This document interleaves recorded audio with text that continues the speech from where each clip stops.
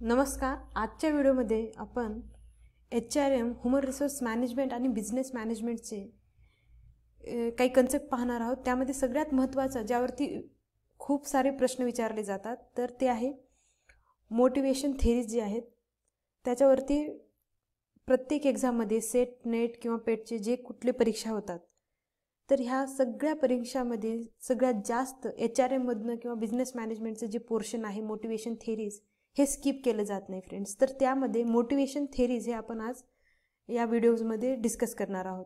तर motivation theories म्हटल्यानंतर याला दोन पद्धतीनं कॅटेगराईज केलेलं आहे. पहिलं आहे कॉन्टेंट थेरीज आणि दुसरं आहे प्रोसेस थेरीज.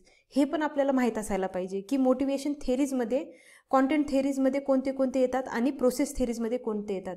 आणि सगळ्यात जास्त तर मॅस्लोज थेरी जे आहे मॅस्लोज नीड हायरार्की त्याची हायरार्की पेपर फर्स्टलाही विचारली जाते आणि सेकंडलाही विचारली जाते. हर्सबर्ग मोटिवेशन हायजीन फॅक्टर आहे. तर यामध्ये तुम्हाला डिफरन्शिएट करून तुम्ही सिरीजनं हर्सबर्गचे जे मोटिवेशन हायजीन फॅक्टर थेरी आहे त्यामध्ये हायजीन फॅक्टर कोणते, मोटिवेशन फॅक्टर कोणते या पद्धतीने याला विचारलं जातं. नंतर मॅक्लेलँड नीड थेरी, आल्फर्स ERG थेरी. तर ERGचं डेफिनेशन खूप वेळेस जे काही फुल फॉर्म आहे ते पण विचारलेलं आहे.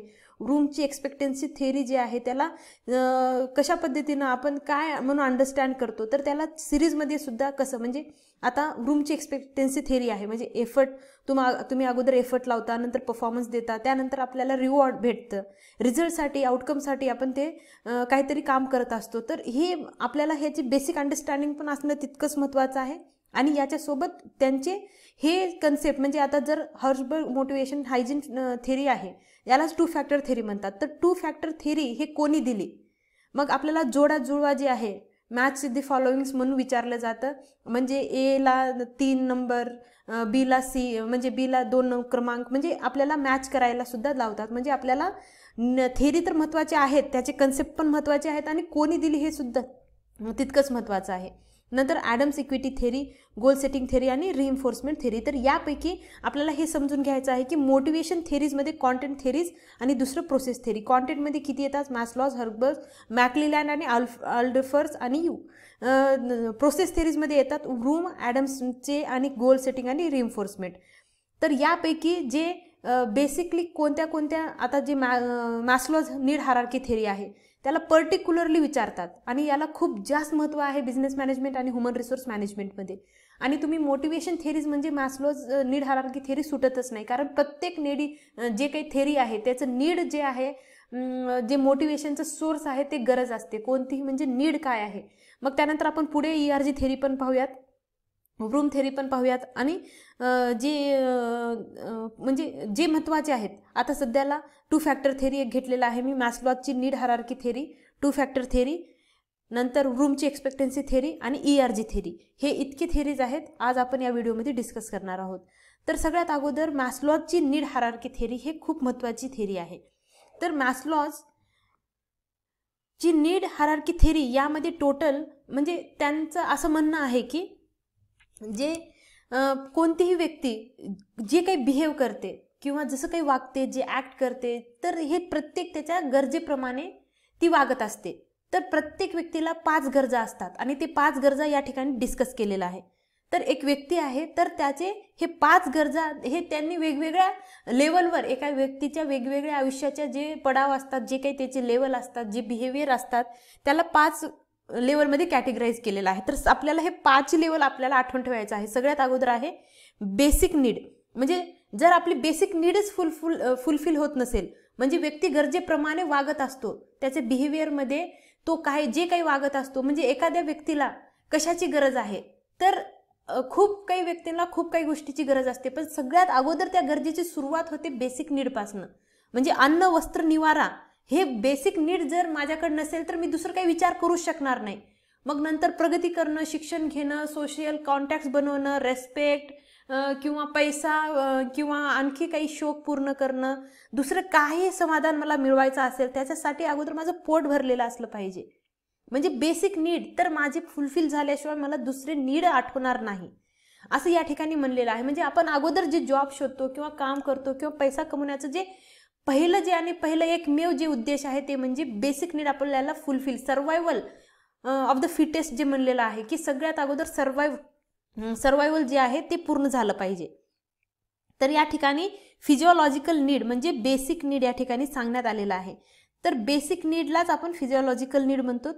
तर हे बेसिक नीड जे आहेत त्यामध्ये अन्न वस्त्र निवारा म्हणजे आता यामध्ये breathing, food, water, sex, sleep म्हणजे आता तुम्ही या ठिकाणी बेसिक तुमचे जितके काही गोष्टी आहेत ते या ठिकाणी फिजिओलॉजिकल नीडमध्ये येणार. हे पहिलं झालं. मग आता दुसरं आहे या ठिकाणी सेफ्टी. मग एकदा बेसिक नीड फुलफिल झाले तर आपण सेफ्टीबद्दल विचार करतो. मग सेफ्टी म्हणजे त्यामध्ये सिक्युरिटी ऑफ बॉडी, एम्प्लॉयमेंट म्हणजे नोकरी लागली तर ते नोकरी कधी जाऊ नये, आपल्याला त्याची पूर्ण सेफ्टी सिक्युरिटी भेटली पाहिजे. फॅमिलीची हेल्थ म्हणजे जे काही सिक्युरिटी आणि सेफ्टीच्या उद्देशावरून आपण जे काही नंतर मिळवतो ते आहे सेकंड नीड. आणि तिसरी आहे लव बिलॉंगिंगनेस म्हणजे सोशल नीड. याला तुम्ही सेफ्टी सिक्युरिटी पण याला ऑब्लिक तुम्ही सिक्युरिटी करा आणि लव बिलॉंगिंगनेसच्या ठिकाणी सोशल नीड. आता व्यक्ती एक जेव्हा बेसिक नीड फुलफिल झाले, सेफ्टी झाली, त्यानंतर फ्रेंडशिप, फॅमिली, नंतर जे आपण सोसायटीमध्ये स्टेटस मिळवायचं पाहतो, आपल्याला कोणीतरी आदर द्यावं, आपले रिलेशन्स चांगले व्हावं, आपल्याला खूप सारे फ्रेंड्स, आपल्याला खूप जण ओळखावं, हे जे येतं आतमधून त्यावेळेस आपल्याला येतं सोशल नीडची गरज भासते. तर पहिलं basic need, physiological need, safety security need, नंतर सोशल नीड. आणि तिसरं आहे सेल्फ इस्टीम. याला तुम्ही सेल्फ इस्टीम नीड असं म्हणता. तर सेल्फ इस्टीममध्ये नंतर सेल्फ इस्टीम नीडमध्ये कॉन्फिडन्स, अचिव्हमेंट, रिस्पेक्ट, नंतर पॉवर यासाठी आपण त्या ठिकाणी प्रयत्न करतो. मग आता होईल तितकं जास्त आपल्याला सोसायटीमध्ये आपल्याला ओळख भेटावी, आपल्याला आदर भेटावं, खूप जास्त जण म्हणजे एक पॉवर फील करण्यासाठी आपण स्वतःला त्या पद्धतीनं त्या सगळ्या गोष्टीची त्यावेळेस आपल्याला गरज वाटायला लागते. आणि सगळ्यात शेवटचं आहे सेल्फ ॲक्च्युलायझेशन. हे तिसरं झालं, हे चौथा सेल्फ इस्टीम आणि हे पाचवं आहे सेल्फ ॲक्च्युलायझेशन, सेल्फ फुलफिलमेंट. तर याच्यावरती जेव्हा माणूस उठतो तेव्हा मॉरॅलिटी जे आहे, क्रिएटिव्हिटी, नंतर प्रॉब्लेम सॉल्विंग म्हणजे सेल्फ इम्प्रूव्हमेंटकडे सगळ्यात जास्त लक्ष. आता स्वतःमध्ये कसं प्रगती घडवून आणता येईल आणखी म्हणजे जे काही आहे आता म्हणजे एकदम स्पिरिच्युअल जर्नी ज्याची त्या ठिकाणी स्टार्ट होऊ शकते. म्हणजे आता मी कोण आहे, माझ्या आयुष्याचा उद्देश काय आहे, पर्पज काय आहे, हे सगळ्या गोष्टी म्हणजे या टाईपची क्वेश्चन्स त्या ठिकाणी जेव्हा स्टार्ट व्हायला लागतात म्हणजे सेल्फ फुलफिलमेंटच्या ज्या ठिकाणी येतं त्या ठिकाणी मग मॉरॅलिटी चेक करणार म्हणजे स्वतःशी कसं प्रामाणिक राहणं होईल, मी किती राईट किती रॉंग, ह्या सगळ्या गोष्टींचे विचार व्यक्ती ह्या सगळ्याच्या वरी जेव्हा म्हणजे माणूस जेवढा मोठा होतो तेवढं विनम्र बनत जातो म्हणतात ना. तर ह्याच ठिकाणी सेल्फ फुलफिलमेंट झाल्यानंतर पण माणूस कसं थोडंसं विनम्र होऊन वागायला लागतो. तर हे सगळे गोष्टी हे 5 नीड दर्शवतात. ते हे आहे आपलं मास्लोची नीड हायरार्की थेरी. तर यामध्ये हे जे नीड आहेत हे नीडचे जी सिरीज आहे आपल्याला लक्षात ठेवायचं आहे. सगळ्यात अगोदर बेसिक नीड म्हणजे physiological need, safety need, social need, self esteem आणि सेल्फ ॲक्च्युलायझेशन. तर आता नेक्स्ट पाहूयात आपण हर्जबर्गची 2 फॅक्टर थेरी.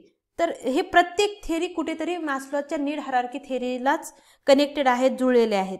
तर नेहमी आपल्याला असं असतं की 2 फॅक्टर थेरी म्हणल्यानंतर या ठिकाणी जे हर्जबर्ग आहे त्याने 2 फॅक्टर म्हणजे 2 फॅक्टर, कोणतेही एम्प्लॉई जेव्हा ऑर्गनायझेशनमध्ये काम करतो तर त्याला 2 फॅक्टर असे असतात जे इम्पॅक्ट करतात. म्हणजे 2 फॅक्टर त्याच्या लक्षात आले म्हणजे एक आहे हायजीन फॅक्टर. तर हर्जबर्गमधले 2 फॅक्टर कोणते हे पण तुम्हाला विचारलं जातील. तर एक आहे मोटिवेशनल फॅक्टर आणि दुसरे आहे हायजीन फॅक्टर. तर मोटिवेशन फॅक्टर आणि हायजीन फॅक्टर म्हणल्यानंतर काय, मोटिवेशन फॅक्टरचं तर सरळ सरळ अर्थ आहे जे फॅक्टर्स तुम्हाला मोटिवेट करतात. म्हणजे तुम्हाला प्रमोशन भेटणार असेल, इन्सेंटिव्स भेटणार असतील, त्या ठिकाणी तुम्हाला चांगलं वर्क कंडिशन भेटणार असेल, तर जे कुठले फॅक्टर्स तुम्हाला त्या ठिकाणी पॉलिसीज चांगले असतील, वाउचर देतात, खूप काही फेस्टिवलला त्यांच्याकडनं गिफ्ट येतात ऑर्गनायझेशनकडनं, ट्रिप देतात, तर हे जे मोटिवेट करणारे फॅक्टर्स असतात. तर प्रमोशन असेल, मग त्या ठिकाणी रिकग्निशन असेल, तुम्हाला छोटे मोठे अवॉर्ड देणं, हे सगळे तुम्हाला मोटिवेट करणारे फॅक्टर असतात. पण हायजीन फॅक्टर म्हणल्यानंतर काय, हायजीन फॅक्टर असतील तर माणूस मोटिवेट होत नाही, एम्प्लॉई मोटिवेट होत नाही. जसं सॅलरी आहे, त्या ठिकाणचे पॉलिसीज आहेत, रूल्स आहेत, रेग्युलेशन्स आहेत.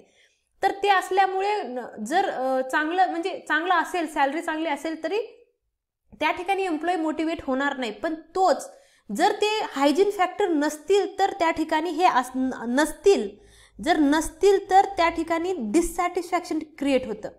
असल्यामुळे ते सॅटिस्फॅक्शन निर्माण करत नाहीत. म्हणजे सॅलरी आहे, ठीक आहे, सॅलरी तर प्रत्येकाला असते, अशी मानसिकता असते. म्हणजे डिससॅटिस्फॅक्शन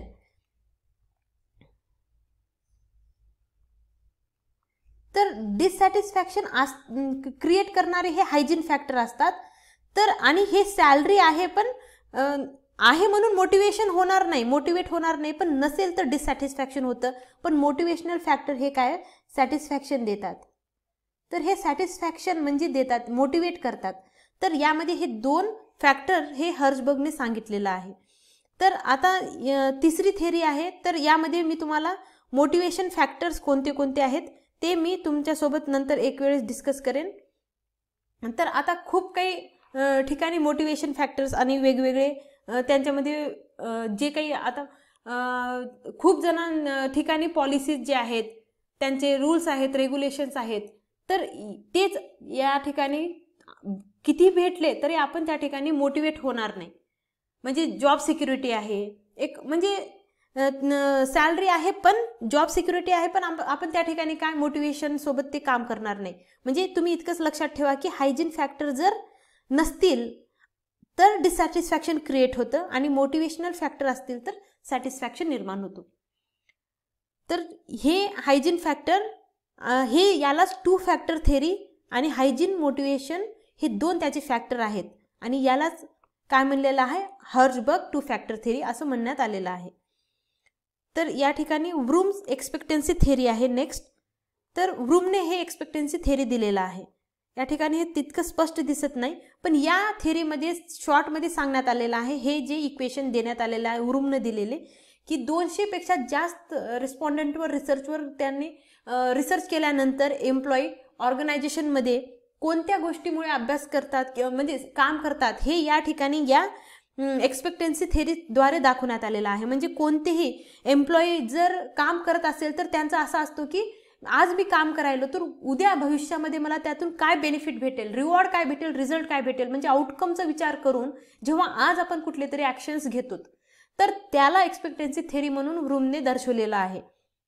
तर अगोदर कोणतेही एम्प्लॉई एफर्ट घेतो आणि म्हणजे मी आज जे एफर्ट घेत आहे ते परफॉर्मन्स ते करत असलेलं काम योग्य होईल का, म्हणजे ते परफॉर्मन्स म्हणजे गुड परफॉर्मन्सला लीड करेल का आणि त्यापासून मला रिवॉर्ड भेटेल का, म्हणजे त्याचा रिझल्ट लक्षामध्ये ठेवून या व्रूम एक्सपेक्टन्सी थेरीमध्ये रिझल्ट फार महत्त्वाचा आहे. तर रिझल्टच्या बेसिसवर आउटकमच्या बेसिसवर जेव्हा काहीतरी एक्सपेक्ट करून एक्सपेक्टन्सी थेरी म्हणजे एक्सपेक्ट करायला काय म्हणजे रिझल्ट.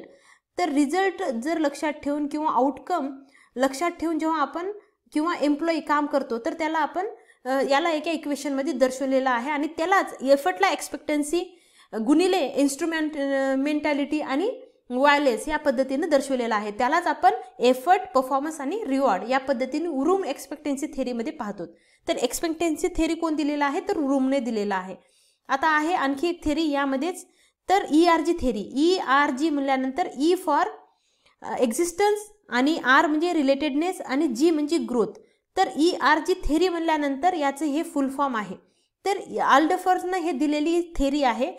तर रिलेटेडनेस आणि ग्रोथ हे तिन्ही या ERG थेरीमध्ये मॅस्लोच्या नीड हायरार्की थेरी सोबत कंपॅरिझन करून दाखवलेलं आहे. म्हणजे त्याचं बेस त्या मोटिवेशनल थेरीलाच म्हणजे कॅरी फॉरवर्ड करून हे थेरी बनवण्यात आलेली आहे.